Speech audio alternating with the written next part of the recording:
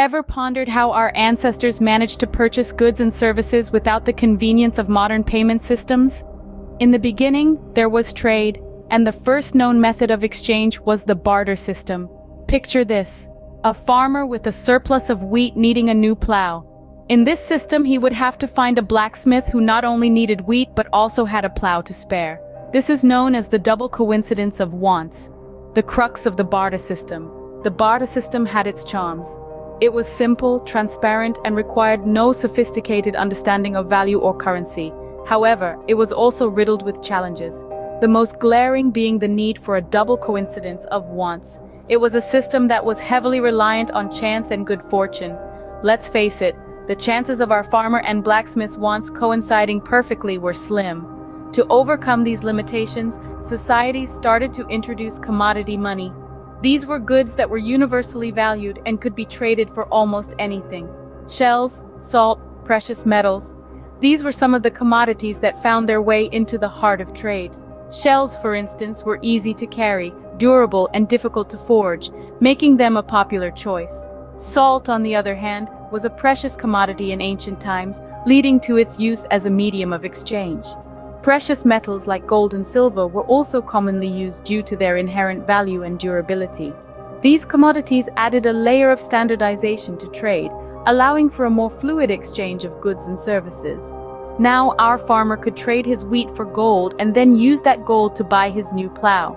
The need for a double coincidence of wants was no longer a pressing issue. With the advent of commodity money, trade became a little less cumbersome and a lot more efficient.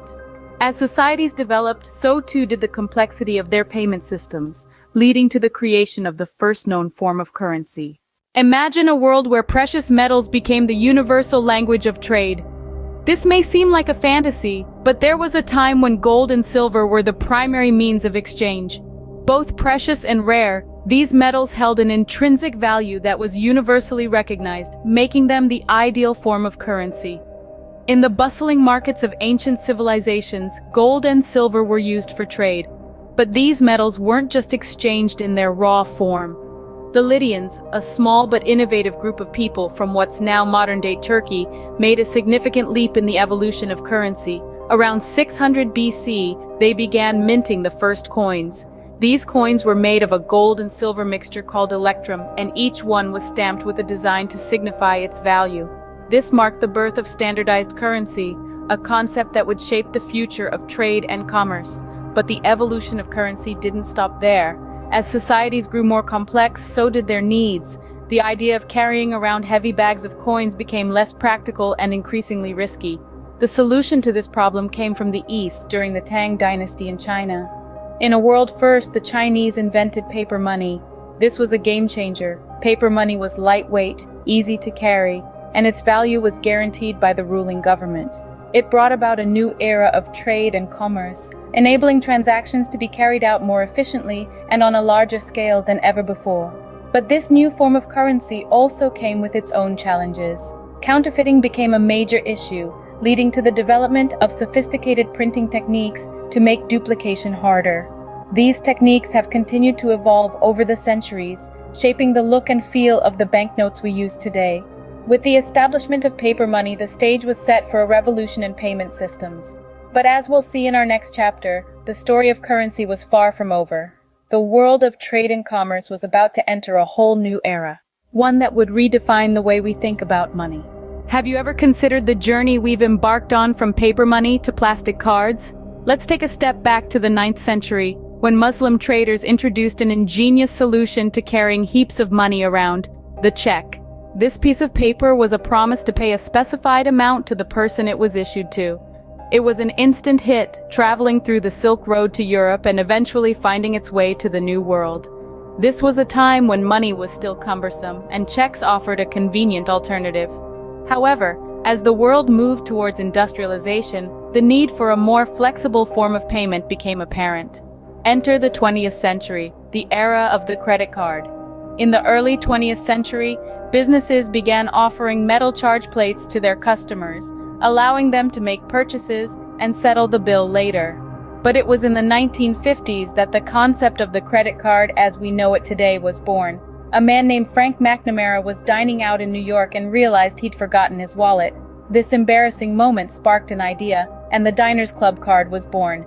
The Diners Club card, a small piece of cardboard, was initially accepted at just 24 restaurants in New York. However, it quickly gained popularity and was the first to be widely used as a form of payment. It wasn't long before other companies saw the potential of this system.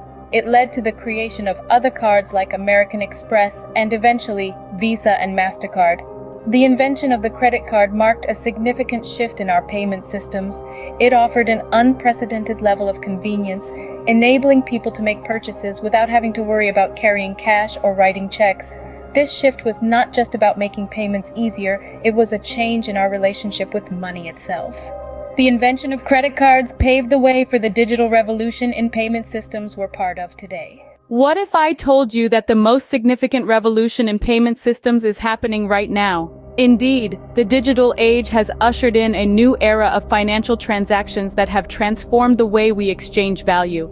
This change began with the advent of online banking. Suddenly, managing money was no longer confined to the walls of physical banks. From the comfort of our homes or the convenience of our mobile devices, we could access our accounts, transfer funds, and pay bills with ease.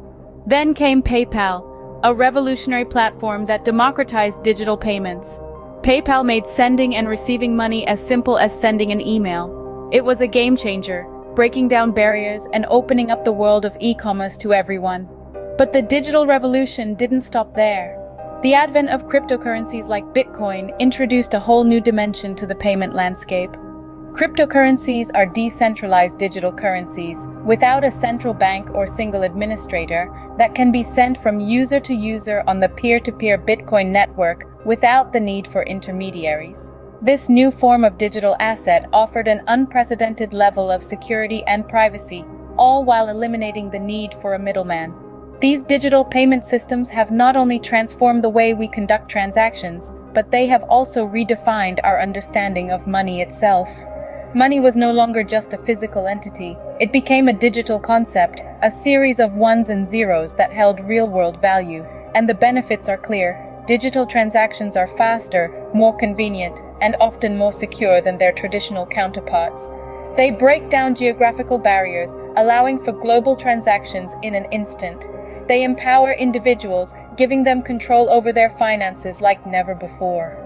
But, as with any revolution, the digital revolution in payment systems comes with its own set of challenges. Issues of security, privacy, and regulation continue to be hot topics in the world of digital payments. With technology advancing at an incredible pace, it's thrilling to imagine what the future holds for payment systems. From quantum computing to artificial intelligence, the possibilities are endless, and the future of payments is undoubtedly digital.